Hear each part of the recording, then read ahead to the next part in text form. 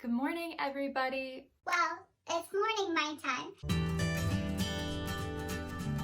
If you are new to my channel, my name is Emily Paige Wilson. I write poetry and I also write novels in verse for young adult readers. And if you are new to the channel, definitely feel free to subscribe. We are going to be hanging out until we hit about 100 subscribers, at which point I will be giving away a copy of my most recent chapbook, Hypochondria, Least Powerful of the Greek Gods. Yesterday was actually the 1-year anniversary of Hypochondria, and so I thought it would be really fun if I did the work in progress tag.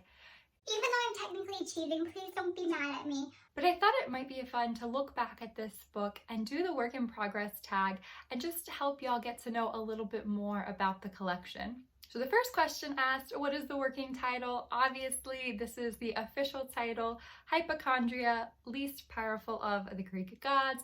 It's a little bit of a mouthful, but it follows our protagonist, Hypochondria, as she lives on Mount Olympus and is in fact the least powerful of all of the Greek gods. The collection is also interspersed with more personal poems in which I am technically not the speaker, but y'all know how that goes. And those poems explore a medical misdiagnosis of sorts and how that led to a pretty extreme period of health anxiety for me a few years ago. The idea for this book came to me through a therapy exercise, actually, and I don't know if it was something that my therapist at the time recommended or if I found this technique online. I can't remember which one. But I remember either being told or reading this idea that whenever you start to get really anxious, and this doesn't even have to apply to health anxiety specifically, whenever you start to get really anxious, imagine your fears, like anthropomorphize.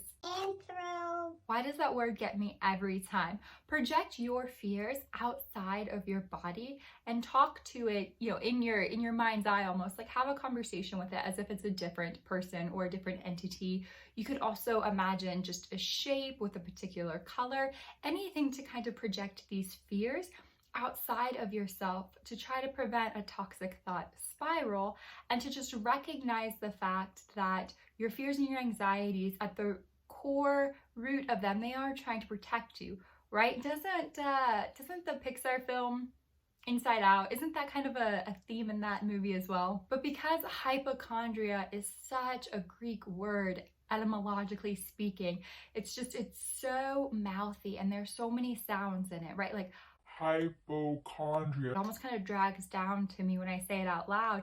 I was thinking about this word in terms of like, oh, that would be such an interesting character. It sounds so Greek. It sounds so Olympian. What if I just started projecting this character into my mind's eye anytime I got anxious? And it's this character of hypochondria, and she is frustrated, much like I was frustrated with my own anxiety. She is frustrated with her lack of power. And that really kind of started the whole project from there, from that one exercise. And I started writing poems, which was a really therapeutic way to deal with my anxiety when it started to get really bad. So the third question is, what genre is this? This collection, this chapbook is a collection of poetry, and I never really think about if I were to cast any projects of mine with actors for a film adaptation, because I think were I ever to be so lucky to have that opportunity, it would be really fun to just give a lot of creative control over to whoever the director and the casting director and the actors themselves would be. But fun fact, I don't know if y'all can tell, so my boyfriend did the cover art for this actually. He's an artist, he drew the character of hypochondria. He painted these moons. I painted the watercolor and collaged all the watercolor together, and then he drew the character and her face. Can y'all see that? Pause and tell me who you think this looks like, if you think it looks like anybody in Hollywood. So he actually based this drawing off of a side profile of Natalie Portman, which does not mean that she would have to be hypochondria. That is just a fun fact. There's also the character of Poseidon in here, who is hypochondria's kind of on-off romantic partner. And, the first thought that comes to mind when we're talking about Poseidon is Jason Momoa, but maybe I'm just thinking Aquaman. I will say, and if any of you have this power on YouTube, help a friend out. I feel like I need to start a yearly petition to get Gerard Way to make a comic book based off this cast of characters, because I think he could do it. I mean, I know he could do it. He's very talented. But if any of you have connections, Gerard, if you're listening, we will give you any of the rights you need to turn this poetry collection into a graphic novel, 100%. So the next question says, give a one-sentence summary of your book. And it's kind of like I mentioned in the intro. Hypochondria is an embodiment of health anxiety, and she is struggling to find her place among really fraught relationships with the rest of the Greek gods on Mount Olympus.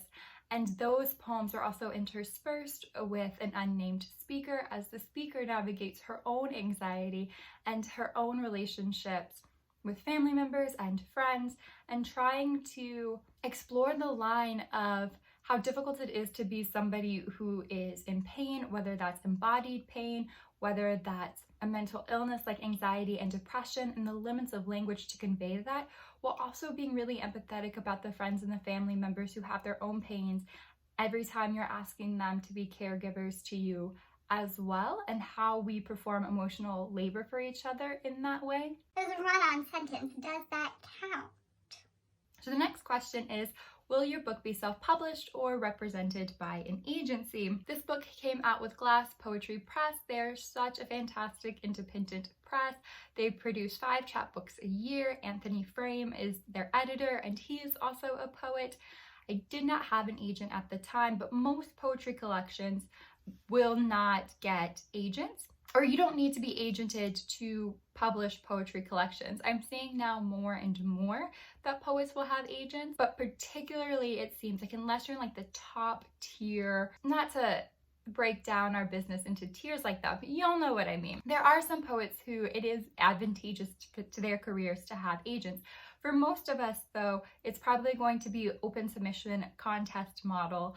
And I will film a video very shortly about how I navigated the contest model for my first collection of poems coming out, my first full length coming out in 2022. How long did it take you to write the first draft of your manuscript? So as is, this collection stands at 41 pages, and that's with some section breaks in between.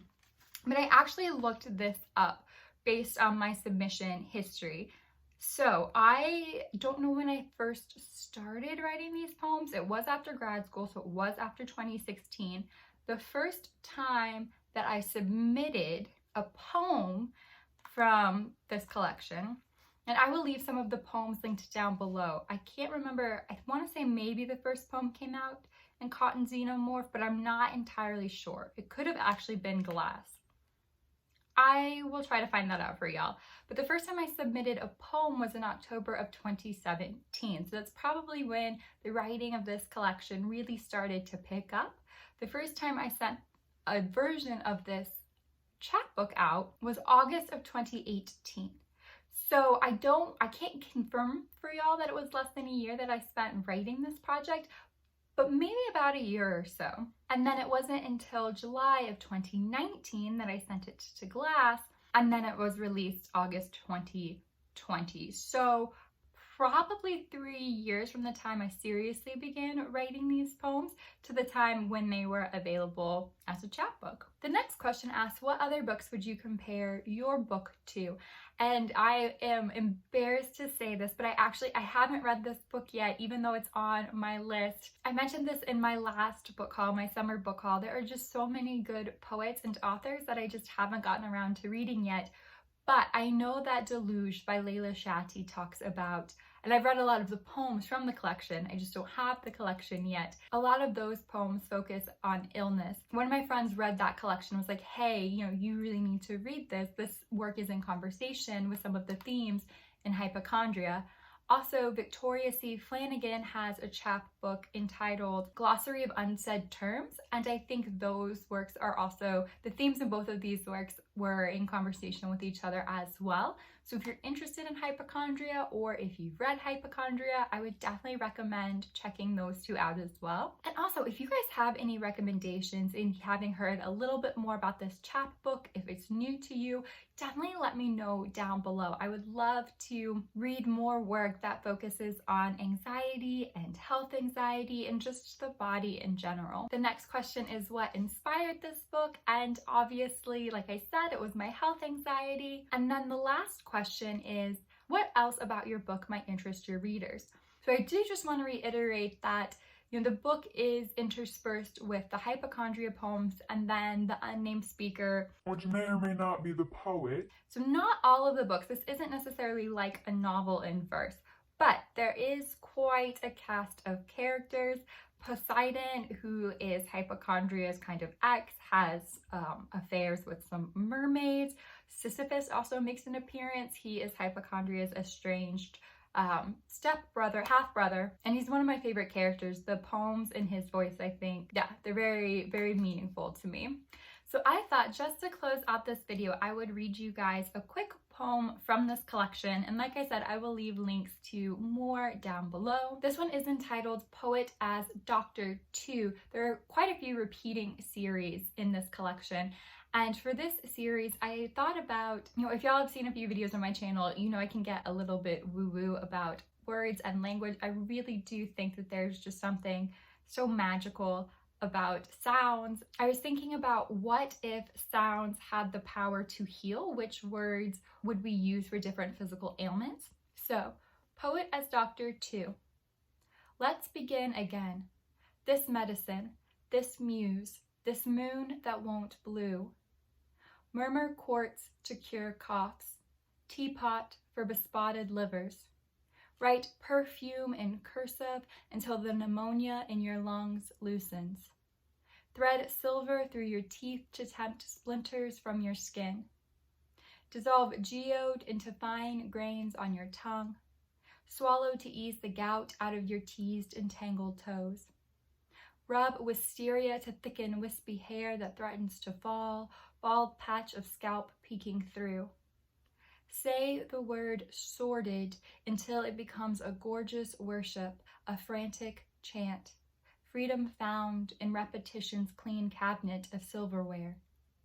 There are no words yet to cure death, but you could try your hand at humming. Thank you guys so much for hanging out while I shared a little bit more about my collection.